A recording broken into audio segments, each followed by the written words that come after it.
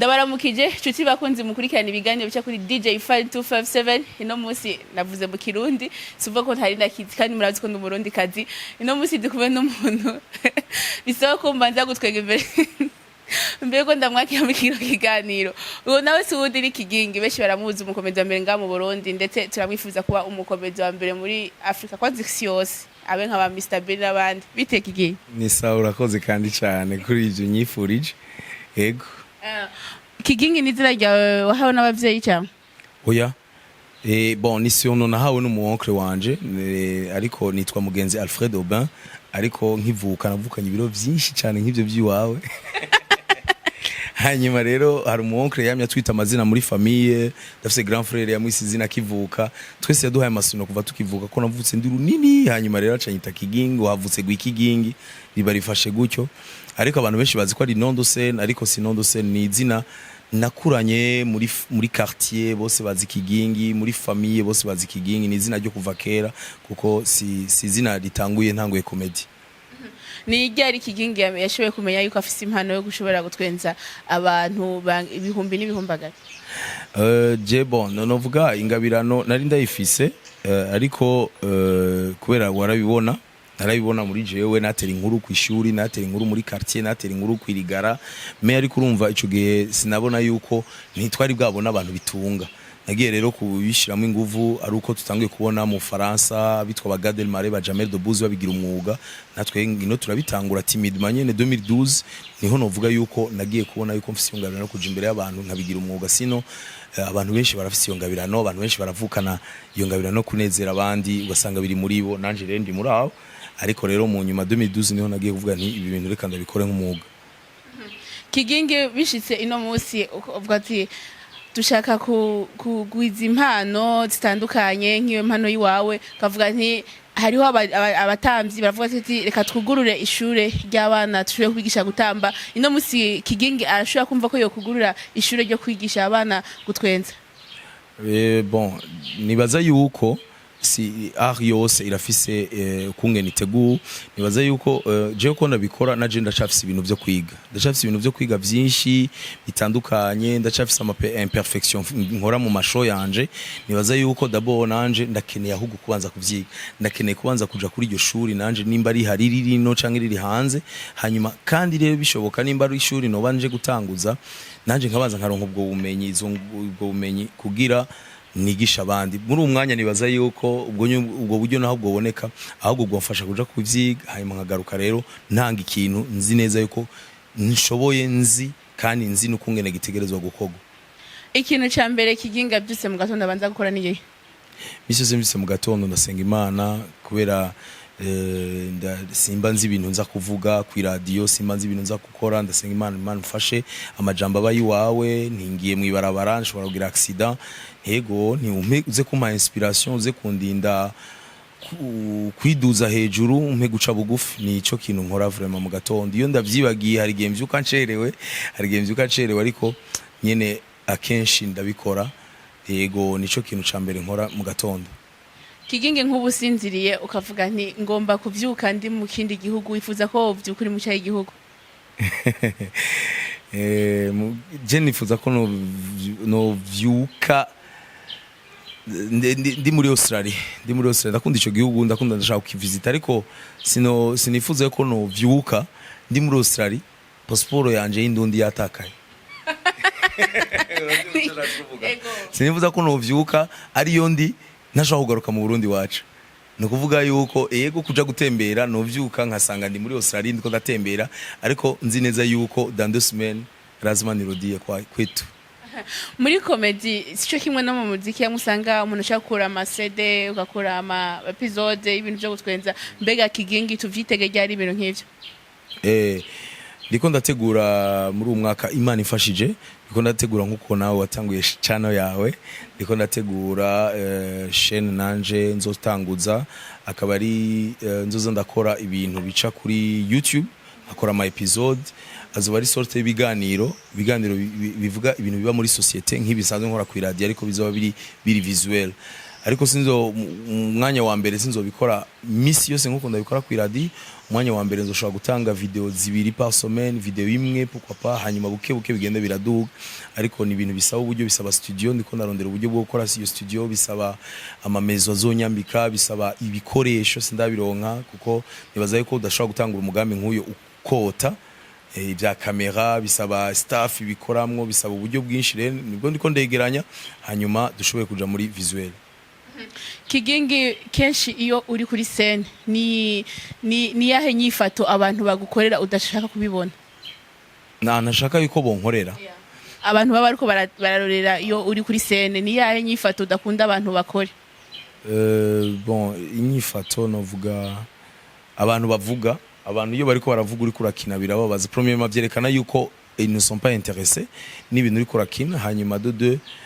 ariko ikosa kenshi iyo bidabonse bishitse sibo biba bibeteye, bivuye kuri sonombi, ntibariko barumva, kuko ngira Imana jewe ndavuga ibintu abantu bakavyumviriza, ariko akenshi biba bivuye kuri sonombi. Ico rero kirababaza. Hari n'ikindi ikintu kibabaza, abantu bamwe muri public usanga ashaka gukina nawe ari muri public, agashaka kuvuga vayo urabeshe ibyo sivyo oya ye, urumva akenshi. Ariko ndamenye ukungene ndamuhoza, ndamukubita akantu kabisa, nasubirayo, ndakora ku ipantaro yiwe, ndakora ku jati yiwe, hanyuma bo bicane bakamubwira ati arakubandanya n'akazi kawe, amagatekereze. Kigingi, nabahe bagenzi udashaka kugendana nabo? Abagenzi udashaka kugendana nabo abahungu, yani abagenzi fate nk'abahungu bagabo, uvuga ati uyu muntu kunyifata yo ushaka kugendana nawe? Jewe d'abord premièrement inyifato y'umuntu je ndayiraba, sinda umuntu ayimbwire, nuvuga nubwo yimbwiye ngo ntuzugenderana naka, no kuvuga yuko muri umwanya nta muntu numwe tutagenda, nuko tutagendana n'umuntu mbamona ari malhonnête, ndanga umuntu ari malhonnête, ndanga umuntu yikwegerako, ndanga umuntu yikunda, umuntu ashaka cyangwa umuntu ateranya, urabibona abo bantu urumva yuko ashobora kugukwegera, ashobora kuvuga ibyo utavuze, ashobora kugira ikisina, ariko ni jewe ndavyibonera kuri uwo muntu. Nuvuga si umuntu ambarira ngo nakameze gutya aragira, sino je abantu bose n'ukuri turahuza, umuntu wese abagoranye ndamenye kungene ndabajenga biyemera, ndamenye maybe iyo birenze, kandi ndagenda nkakubarira nti ibyo umeze uku namakosa urabiheba, iyo bigeze nga nkabivuga nshavuye nti umeze nabi canke kosora ibi nibi, hanyuma mbonye ko bidakunda ndakurekera ubuzima nkabandanya ubuzima bw'iwanje. Nk'ubu tugiye mu cyumba kwa Kigingi, ikintu cyambe dushike ko ngiki ibirato, ndafise phobie, ndagwaye vraiment, je ndabasabye mu senge, ndagwaye fani, ndagwaye ibirato,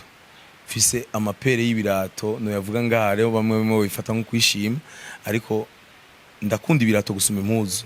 Nivyo rero ushikira ko mse etagere zine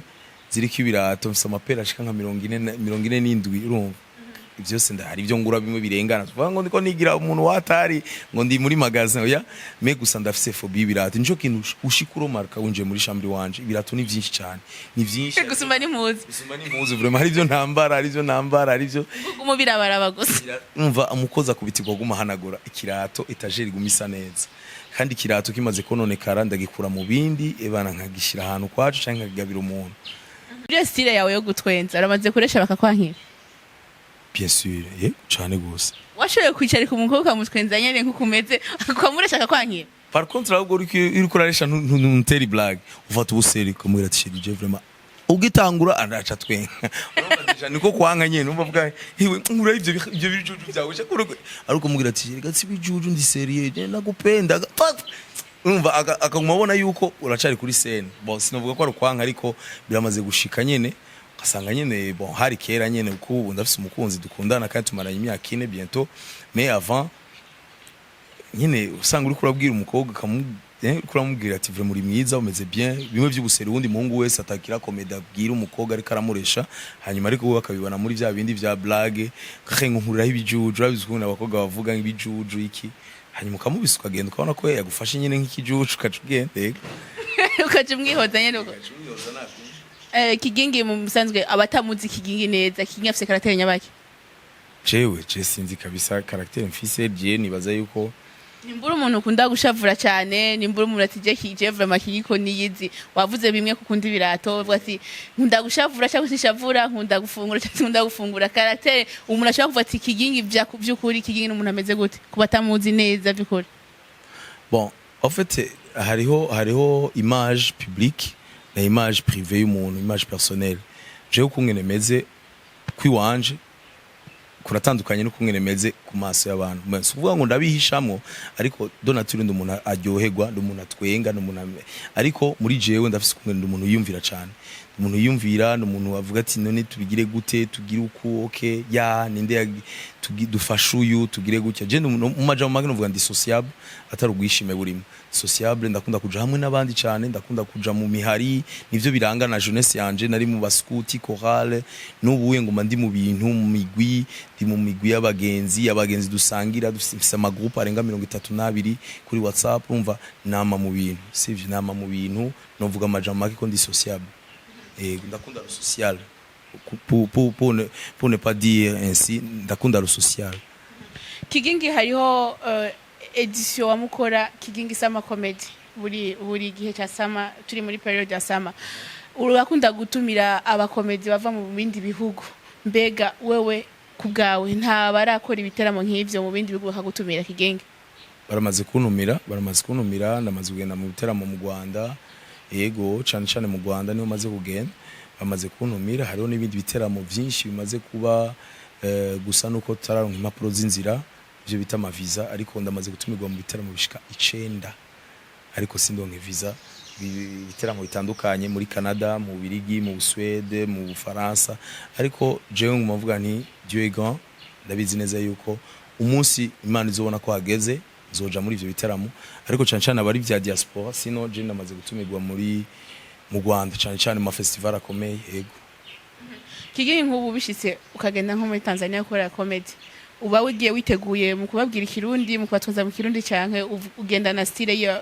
y'ururimi ruri mu ico gihugu bushitsemo? Nibaza yuko nogenda nabiteguye kubabwira mu rurimi bumva, ururimi rw'Igiswahili, ariko vyonsaba kwitegura cyane kuko Igiswahili ni ibintu sinovuga ngo je ndi Swahiliphone sana, ariko umuntu arambarira tukatahurana. Gusa hageze gukina urumva yuko ari ibintu notegura. Sinovuga ngo nabangiye kuborokorora, ariko nokina mu Giswahili nyene nkabitegura, nkabirepeta hamwe ata sans faute, nkuko ata improvisation yobamo. Uravye mu bakomedi bari nga mu Burundi batonya kuri wewe bariko bararuka, ni wavuga ati uyu ndabona abandanyije ama repetition menshi n'imimenyerezo myinshi arashobora gushika ku rwego ngushitseko, kuko turazi yuko mu Burundi bwose Kigingi ari umukomedi wa mbere. Umuravye mu gwaruka ruko ruraza, ni wawe ushovuga ati je ngerageje kuraba kanaka nabandanye akora imimenyerezo myinshi birashobora gushika kaba nkanje? Bon, urumva komedi ziratandukanye, ziri ubwoko butandukanye. Hariho komedi yo kuri video, hariho komedi yo kuri stage, hariho komedi ushobora gukora ku radio, hariho komedi hariho abantu bagira komedi ijanye n'ibintu vya imitation. Nibaza yuko Sagasishwa Rumuri Il Defense, nibaza ko ari umukomedi dufise ngaha mu Burundi ku kintu ca imitation. Uye nabonye ariko arakazana cyane muri video Imana imukundiye birashobora kumuteza imbere cyane. Ariko akenshi imitation na stand up kiretse afashe indi nombero. Par contre iyo umuntu yafashe mbona ari mu murongo wa stand up kandi ari mu jeune vraiment akiri muto ariko arabikora neza, yitwa Gasore Ismail Jean Petit, ndamwemera. Nejo zoba turi kumwe. Hariho nabandi bari munsi yiwe bitwa ba Raoul, hariho nabandi bariko bararuka bitwa ba Delice, muzomenya bientôt. Ariko vraiment muri stand up comedy Gasore Ismail aragaterura. Ugerageje kuraba mu bantu bakwegereye, ndazi yuko uri umusitari nga mu Burundi, uratembera mu bibanza bitandukanye, ugerageje kuraba ati niwahe uvuga ati turabona ngo mu bakobwa cyane nga mu Burundi nta bakomedi y'abakobwa bahari, turabona ngo kuri stage batwenze nkuko bishoboka. None ugerageje kuraba nta urabona ati je uyu ndashaka kumuforoma akaba mu komedi yakomeye? Ego abakomedienne ntiturababona, ariko duhora tubona abakina ama video. Hanyuma urumva kuvyerekeye stand up nta numwe vraiment arigera ngaha arigeraza ngo ambarire, sauf bamwe usanga yarigeze kugira ico cyumviro.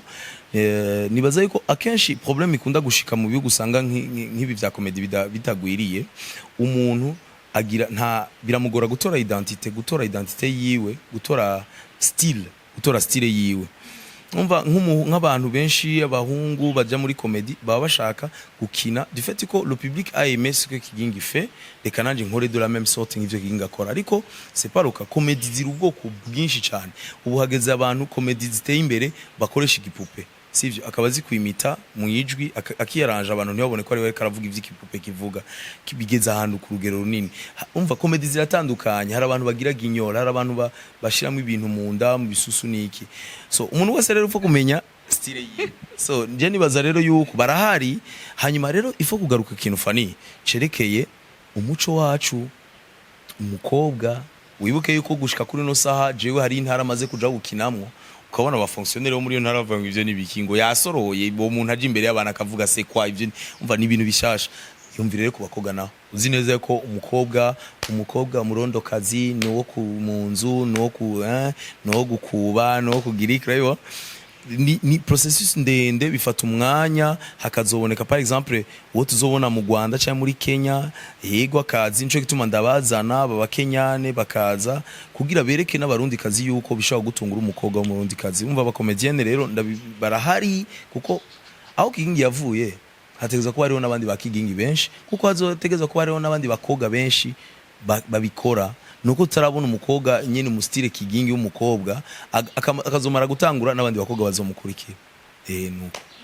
Kigingi turangize nakaye kajambo ubwira abakunzi ba Kigingi abakunzi bakunda comedy mu Burundi narakwa dukurikirana baciye kuri channel ya DJ Fan 257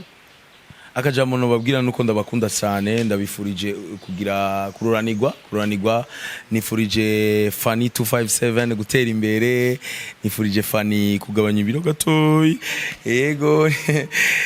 aka ndibuka wegeze kuvuga ngo urakunda abakobwa banini cyane ngo tugira iki cyane abakobwa banini bafite ibitima bya grave Fani nofise umutima mubi la oya vraiment nta mutima wari kuvuga kubise mubi oya abanzi baranzi vraiment nta mutima je sinzi gituma niyo constant nagize mu buzima peut-être ari bavuga ko nihenda canke quelques-unes bo bafise umutima mubi ariko sinzi numva umengo nyene nabantu bafite umutima mwiza natangurane harimo n'ubunebwe Mugasi baza kuvuta mu bunebwe sinibaza ko Fana ari ko ameze vraiment reka ndago example gituma je nkunda abakobwa banini example imwe sivyo urabona umudamu yamaze kuvyara hari gacha vyibo iyo wamuzanye mu rugo avyibushe example imwe kunda gushika ushobora gutelefona madamu kamubaza wari umusize muhira mu kanya ariko arakadada gafise taye kaje korokera kuri volant pam uramutelefona ati urihe ngo ngeze kuri beach korore gwarundi gwimama leke ruhejeje kujya naho rushaka kuja kuri beach rushaka gwibona urihe ngo hamwe wanzigano ningiri nichere dukunde ni ibintu nyene vyipo biraho nyene cheri ni wagenda usanga ndaha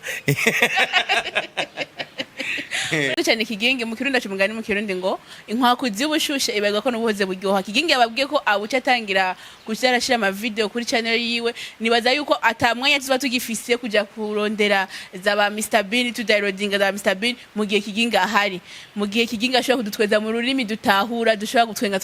tugakumbaga serious uhoro ntwenza sana urakoze cyane merci beaucoup hama tukaba twikwifurije gutera imbere gushobora gushika kuri ivyo byose uyipfuza gushikako turabikwifurije. Merci beaucoup na nifurije channel yawe murakoze cyane bana yamugira subscribe like na comment nyinshi ndabakunda cyane